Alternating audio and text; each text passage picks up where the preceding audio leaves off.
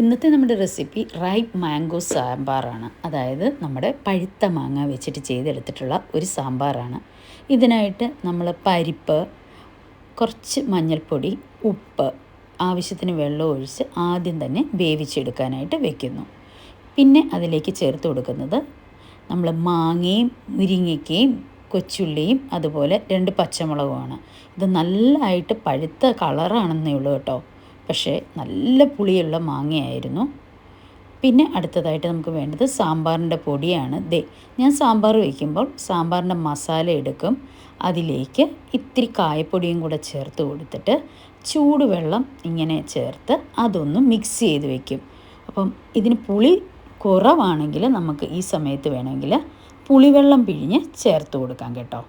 പിന്നെ അടുത്തതായിട്ട് നമ്മൾ ഇതെല്ലാം ഒന്ന് കുക്ക് ചെയ്തെടുക്കുകയാണ് ചെയ്യുന്നത്. അപ്പം അതിലേക്ക് ഈ മസാലയും ചേർത്ത് കുറച്ച് വെള്ളവും കൂടെ ചേർത്ത് ആവശ്യത്തിന് ഇതിന് വേണ്ട മാത്രം ഉപ്പും ചേർത്ത് നമ്മളൊന്ന് കുക്ക് ചെയ്ത് എടുക്കുകയാണ്. ഇത് നല്ല കുഴഞ്ഞു വന്നിട്ടുണ്ട് കേട്ടോ.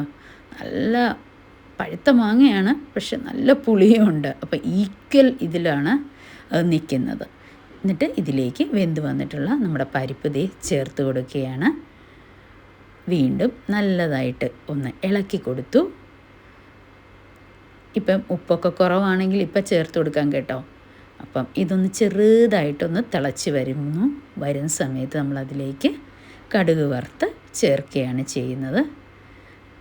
അപ്പം നമ്മുടെ സൂപ്പർ സാമ്പാർ ഇവിടെ റെഡി ആയിട്ടുണ്ട്. ഇത് ചോറിൻ്റെ കൂടെയാണ് വളരെ ടേസ്റ്റി ആയിട്ട് തോന്നുന്നത്, നമ്മുടെ ദോശയുടെ ഒക്കെ കൂടെ ഉള്ളതിനെക്കാട്ടിലും. So thanks for watching വിഹാൻസ്.